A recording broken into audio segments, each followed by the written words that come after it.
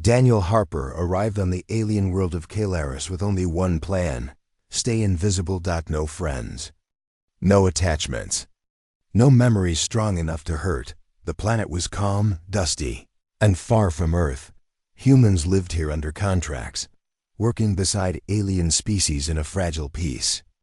Daniel chose a small housing unit at the edge of the settlement, where the lights were dimmer and the streets quieter. He liked it that way. Every morning, he woke up alone. Every night, he went to sleep the same way. That suited him. Across the narrow street lived his neighbors, two aliens of the Tirak species. They were tall and thin, with long arms and soft gray skin that reflected light like ash after fire. Their eyes were large and dark, always watching, always calm. They moved together, spoke together, and worked together. Everyone called them the Widowed Ones. Their bonded mates had died years ago in a distant war. The Tirak did not hide their grief. They wore black mourning bands on their upper arms and never removed them. Other settlers respected them, but kept distance. Tirak emotions were known to be deep, heavy, and binding. Daniel noticed them only in passing. A nod, a quiet greeting. Nothing more. He did not want more. One evening, as the twin suns sank low and painted the sky orange and red, Daniel sat alone in his room, eating packaged food and listening to the hum of the settlement's power grid. It was peaceful, empty. Then came a knock. He frowned. No one ever knocked on his door. Another knock followed. Slow, careful. Daniel stood and opened the door halfway. The Tirak stood there. Up close, they were taller than he expected. Their eyes reflected the dim hallway light, and for a moment, Daniel felt like they could see straight through him. "Human Daniel," the taller one said gently. Their voice was deep, calm, and careful with each word. "We hope we do not disturb you." "You're not," Daniel replied, surprised at how dry his voice sounded. "We wish to invite you," the shorter Tirak continued, "to share our evening meal." Daniel's first instinct was to refuse. Humans did not usually share meals with Tirak, not because of danger, but because of meaning. Tirak meals were personal, emotional, sometimes permanent. Daniel shifted his weight. "That's kind of you, but you live alone," the taller one said softly. The words were not cruel. They were not sharp, they were simply true. Daniel swallowed. "Yes," he said. "We also live alone now," the Tirak replied. "It is easier to face the night together." Silence stretched between them. Daniel felt something uncomfortable rise in his chest. Not fear, not anger. Loneliness. He had crossed space to escape it, yet it followed him anyway. "I can come," he said finally. "For dinner." The Tirak's eyes softened. Not happiness. Something quieter. Something like relief. They bowed their heads slightly. "Thank you, Daniel." As they turned and walked away, Daniel closed his door and leaned against it, breathing slowly. His heart was beating faster than it should have been. "It's just dinner," he told himself. But as he followed them across the street minutes later, he noticed the symbols carved above their doorway. Names, dates, marks of loss. The door opened. Warm light spilled out, and for the first time since leaving Earth, Daniel felt like he was stepping into something he did not fully understand, something that might change him, something that might hurt. Yet, for reasons he could not explain, he stepped inside anyway. The Tirak home smelled of warmth, spice, and something Daniel could not name. It was unlike any food he had smelled on Earth or on his travels. The air felt thick, comforting, almost like it embraced him. The walls were covered with carvings, symbols, shapes, dates. At first, he thought they were decoration, but as he looked closer, he realized they were memorials. Each mark, a memory. Each line, a story of someone lost, someone loved, someone missed. The Tirak led him to a low table, set simply but with care. Plates of glowing, soft food were placed in front of them. Daniel hesitated, unsure how to begin. The Tirak watched him quietly, their faces serene but their eyes heavy with unspoken emotion. They did not rush him. They only waited. "This meal," the taller one said gently, "is shared only with family." Daniel swallowed hard. He was no family. Humans, he knew, often had the wrong idea about the Tirak. He had heard stories of outsiders becoming bound emotionally, unable to leave. He felt a spike of fear. "I don't want to intrude," Daniel said, his voice small. "You do not intrude." The shorter one replied softly, "You are alone. So are we." Daniel took a breath and looked at the food. Hesitant, he picked up a piece with his fingers. It glowed faintly, warm to the touch, and smelled sweet and savory all at once. When he tasted it, the flavor was strange but not unpleasant. It felt alive, like it remembered something, like it held a memory of its own. As they ate, the Tirak spoke of their pasts, not in sorrowful tones, but in quiet remembrance. They spoke of their mates, of the wars that had taken them, of nights that had been unbearably long and silent. Daniel listened. He did not interrupt. He did not speak of himself yet. There was a strange reverence in the room, a weight of life and loss that pressed gently against his chest. Then they asked him. Daniel hesitated. He was not used to being asked. Humans rarely asked him anything beyond work or small talk. But here, in the warmth of their home, he felt compelled to answer. He spoke of Earth, of family lost, of friends who had vanished, of mistakes that still haunted him. He spoke because he trusted, because for the first time in a long time, he did not feel like he had to hide. His voice shook. His hands trembled. He spoke until he could speak no more. The Tirak listened. Not with judgment, not with pity, but with understanding. When he was done, the taller one reached across the table. Not touching him, not needing to, but simply acknowledging. "You carry much," they said quietly. Daniel nodded. There were tears he did not allow himself to cry back on Earth. Here, he felt them pressing at the corners of his eyes. The shorter Tirak smiled faintly, almost sadly. "You have endured, human. You continue, though life has taken much from you." The words settled over him like a heavy blanket. Daniel realized with a pang that he had not spoken to anyone like this in years. Perhaps in truth, he had not truly spoken to anyone ever. As the meal ended, the Tirak stood. They moved in a slow, deliberate rhythm, clearing the table, placing dishes in their rightful place. Daniel felt a strange mix of comfort and unease. He wanted to stand, to leave, to retreat into his familiar solitude, but he could not. Finally, the taller one looked at him with their star-like eyes. "Daniel," they said softly, "we are glad you came. But tonight, we must ask something of you." Daniel's stomach tightened. Fear rose in his chest, but so did something else. Curiosity, maybe hope. What is it?" he asked, his voice barely above a whisper. The Tirak exchanged a glance, their silent communication precise yet subtle. The shorter one spoke next, their voice gentle but firm. "This request is not simple," they said. "It is not a request to leave or to stay. It is not a request to promise. It is a request of the heart and of choice. Tonight you will see who we are, and we will see who you are." Daniel felt a shiver run down his spine. He had expected kindness, civility, perhaps even sympathy. But this was something different. Something heavier. Something that would touch him deeply if he allowed it. He nodded slowly.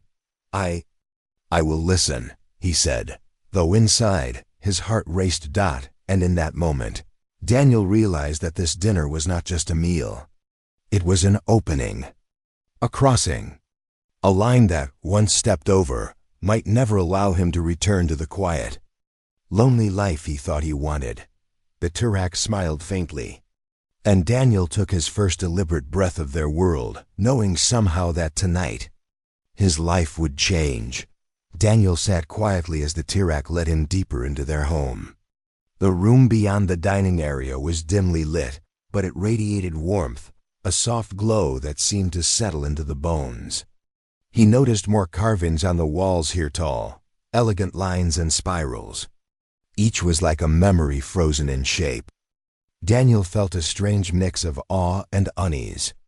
The house felt alive with loss, yet there was peace in it. The taller Tirak gestured for him to sit on a soft mat at the center. The shorter one moved to a low pedestal and began placing objects carefully, a small bowl, a carved stone, a faintly glowing crystal. Daniel watched, uncertain, his hands resting on his knees. "Daniel," the taller Tirak began slowly, their voice calm but serious, "we invited you to share a meal not merely for food, nor simply for companionship." Daniel swallowed. His pulse quickened. He had expected kindness, perhaps curiosity, but now there was weight in their words, a gravity he had not prepared for.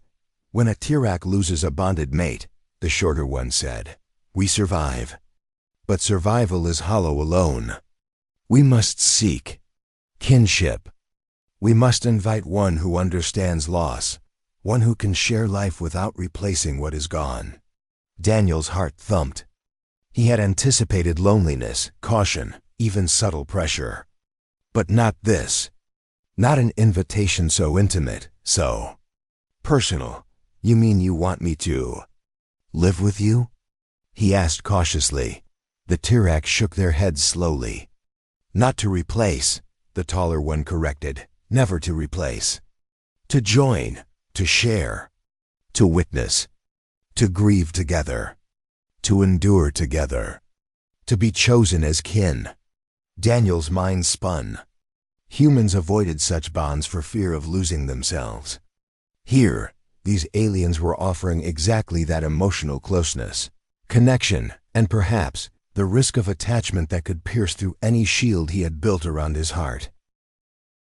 I don't know if I can," Daniel whispered, his throat tight. I've always been alone. I don't know if I belong in a bond like this." The shorter Tirak's eyes softened. "Belonging is not demanded. It is chosen. You may choose. That is why we speak now." Daniel looked around the room. At the carvings. At the empty spaces on the walls reserved for those who had passed. He felt the weight of history, of love, of grief. The air seemed to pulse with it, almost urging him to decide. "I've run from attachment my whole life," he admitted, voice trembling. "I thought avoiding people would make the loss easier, but maybe I was wrong." The taller Tirak extended a hand slowly, palm open, but not touching him. "You are human. You endure loss differently than we do. But we sense your strength, your endurance, your kindness. These are rare. You may survive grief, and you may teach us something we have forgotten." Daniel's chest tightened. He realized they were not asking him to commit blindly. They were offering choice, respect, understanding, a chance to be more than a lonely shadow in a quiet settlement. "And if I say no?" he asked, fear creeping into his voice. "Then we remain as we are," the shorter one replied simply. "We grieve in solitude. You return to yours. No resentment, no anger, only truth." Daniel closed his eyes for a moment. Memories of Earth, of parents lost, of friends who had vanished without warning, pressed against him. His chest ached. He had spent years avoiding connection, thinking it protected him, but now he realized protection had only left him hollow. He opened his eyes. "And if I say yes?" The Tirak exchanged a glance. Their eyes glimmered like distant stars, gentle yet intense. "Then we walk together," the taller one said.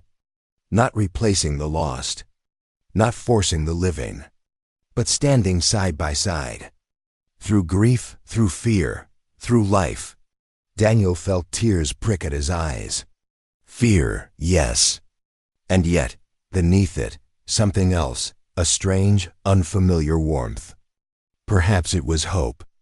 Perhaps it was the possibility of belonging. He took a deep breath. The room felt smaller, yet vast. The carvings seemed to lean toward him, almost watching, waiting. I will try, Daniel said quietly, almost a whisper.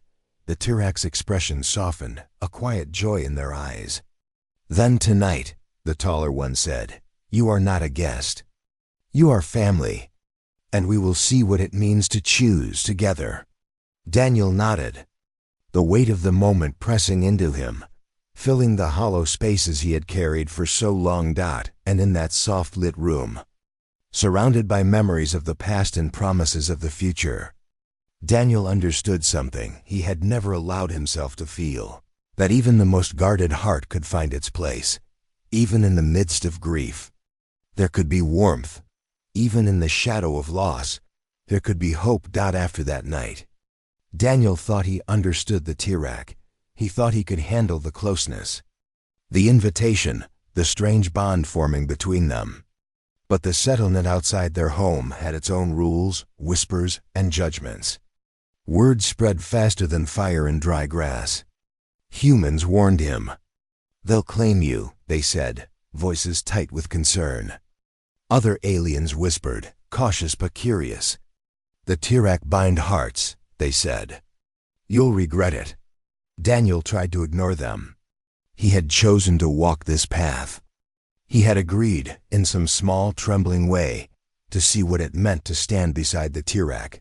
Still, doubt crept in. Every look from neighbors, every passing comment, felt like a weight pressing on his shoulders.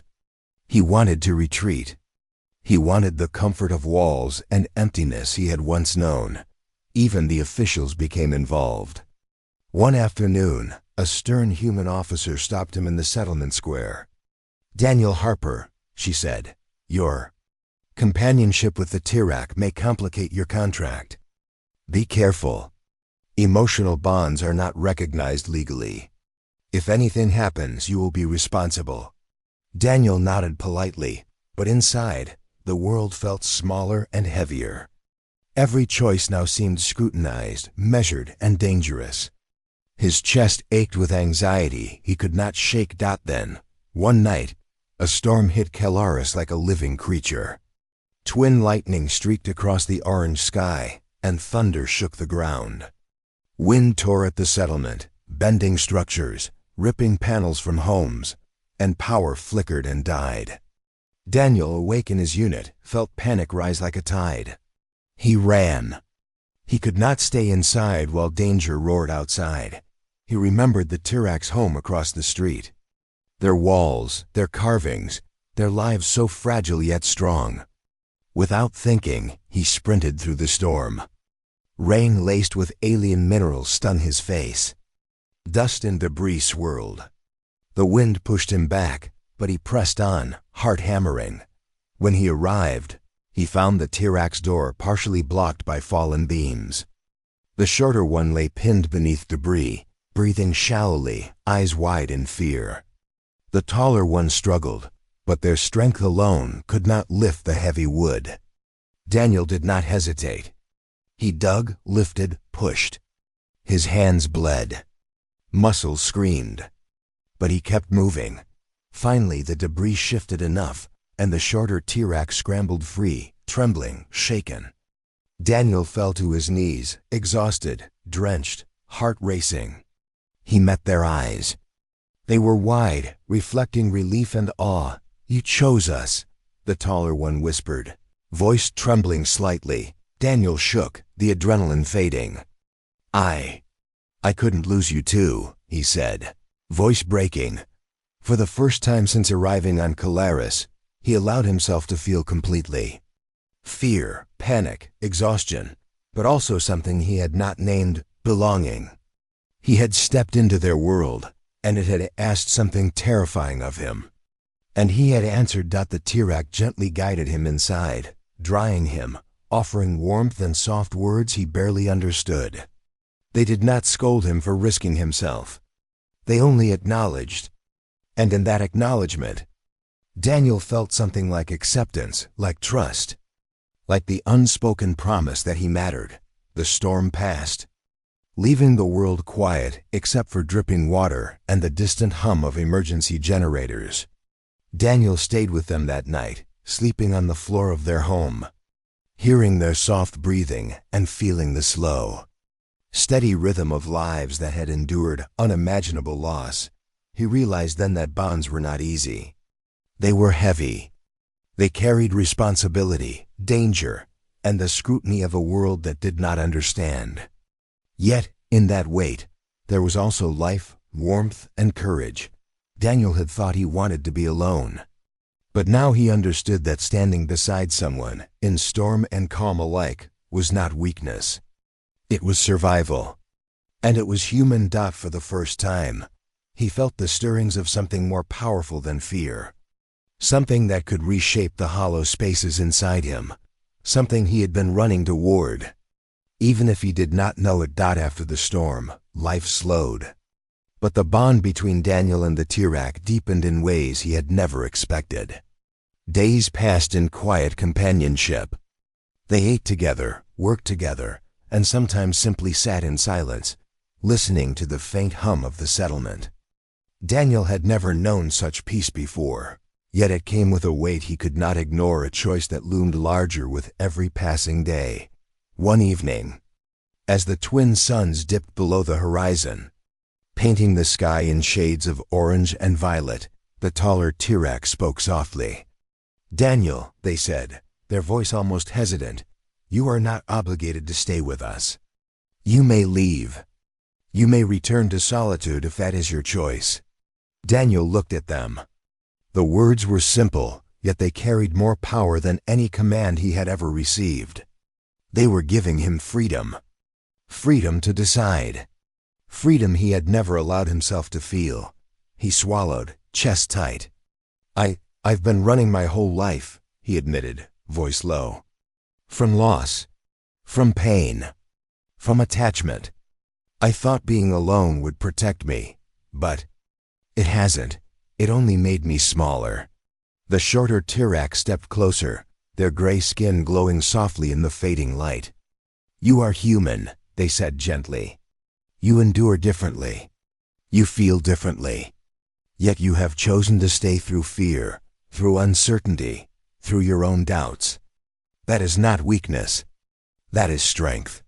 Daniel closed his eyes, remembering the nights he had spent in his small apartment on Earth, feeling hollow, feeling invisible. He remembered the endless hours of work, the empty meals, the faces of friends who had vanished, leaving nothing behind. He remembered thinking that no one would ever truly see him. But here, in this home filled with carvings, memories, grief, and warmth, he felt seen. Not just observed, not just acknowledged, but truly seen. He opened his eyes and met theirs. "And if I stay?" he asked quietly. "Then you are family," the taller Tirak replied simply. "Not replacing the ones we lost. Not forcing your heart. But walking beside us. Sharing life. Sharing grief. Sharing hope." Daniel's chest tightened. It was terrifying. And yet, for the first time in years, he felt something he had never felt before.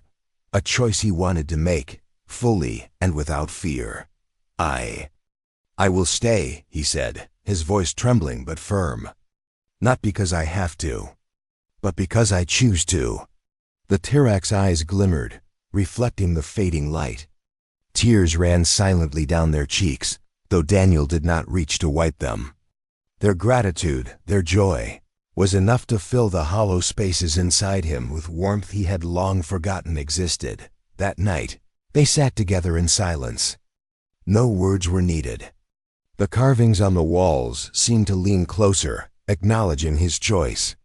He realized that belonging was not about replacing the lost. It was about standing together, enduring together, and creating new memories without erasing the old ones. Daniel lay awake that night, listening to the soft, steady breathing of the Tirak beside him. For the first time, he did not feel the sharp sting of loneliness. He felt something stronger, connection, responsibility, and hope. He had chosen. And in choosing, He had discovered a truth he had long avoided, that life, even when it carries loss, is worth experiencing fully. That attachment, though terrifying, can heal as much as it binds. And as the twin moons rose over Kalaris, Daniel felt a fragile but undeniable peace. He was no longer running. He was no longer alone. He was part of something larger than himself. Something worth protecting. Something worth fighting for. And for the first time, he believed he could survive anything because he was no longer facing it alone. Years passed, and Daniel became part of the Tirak household in ways he had never imagined. Their home, once quiet and solemn, now hummed with life. They laughed softly over meals, shared stories, and sometimes just sat together, feeling the presence of one another. Daniel learned their language, their customs, their rituals of remembrance. In return, he shared small human ways, words of humor, gestures of care, and the stubborn hope that humans carried even in the darkest times. The settlement began to notice. Daniel, once a solitary figure at the edge of the community, now moved with purpose. Alongside the Tirak, refugees, orphans, and lost travelers found their way to the house. The Tirak opened their doors to anyone who needed shelter, guidance, or simply a warm meal. And Daniel was there, steady, patient, human among aliens, bridging worlds with quiet determination. When conflict returned to the border, the Tirak feared for their home and their family. The wind of war had been a distant threat for years, but now it approached like a storm that could destroy everything they had built. Daniel did not hesitate. He stood at the entrance of their home, shoulders square, eyes firm. "Family doesn't run," he said, his voice carrying over the hum of the settlement. It was a simple phrase, human in its brevity, but it held weight. The Tirak followed him, calm yet resolute. They faced the danger together, side by side. Daniel's bravery was not reckless. It was steady, human courage, not the strength of a Tirak, but the endurance of someone who had lived through loss, fear, and solitude. When the threat passed, the settlement remained intact, the Tirak family safe. And Daniel realized something profound. Humans endure because they choose to, because even in despair, they act, they fight, they protect. Through the years, Daniel and the Tirak built more than a home. They built a legacy. Children of mixed species came to know warmth and protection in their household. Travelers remembered their kindness. And in quiet moments, Daniel would stand at the doorway, looking at the carvings on the walls, feeling the weight of history and the light of the present. He understood the unique human gift: to connect, to protect, to stand in the face of fear and continue forward. The Tirak could endure grief. They could honor memory. But humans, Daniel realized, added something different: choice, courage, and hope in action.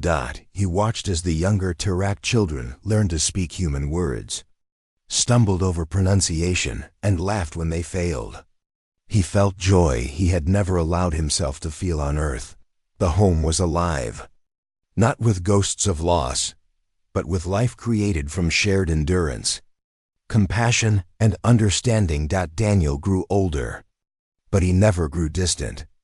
The bond he shared with the Tirak remained steady, a quiet anchor in the turbulence of life. Even when his body weakened, his presence mattered. He taught them, protected them, loved them, not in a human way that erased loss, but in a human way that honored life and choice. And Daniel understood, finally, the truth he had been running toward all his life. Humans survive because we choose to love, to endure, and to stand beside others even when the world is harsh, even when grief weighs heavy. That is what we do. That is what sets us apart. That is what allows us to matter. In the soft light of their home, surrounded by carvings of the past and laughter of the living, Daniel felt complete. Not perfect, not unafraid, but whole, because he had chosen. And because he had been chosen, the Tirak watched him, silently grateful, silently proud. And Daniel, The human who had once sought only solitude understood the greatest gift of his life, the courage to stay, the courage to love, and the courage to be human among aliens who had once only known grief, even in a galaxy of unknown stars. Daniel had found his place. Time moved on, slowly, gently, yet relentlessly. Daniel, once a stranger on the edge of the settlement, grew old among the Tirak, his hair silvered, his steps slowed, and the lines of years pressed into his face, but his presence remained steadfast. The home that had once been solemn with loss now thrummed with life, laughter, and stories shared across generations. Children of the settlement learned from him, humans and aliens alike.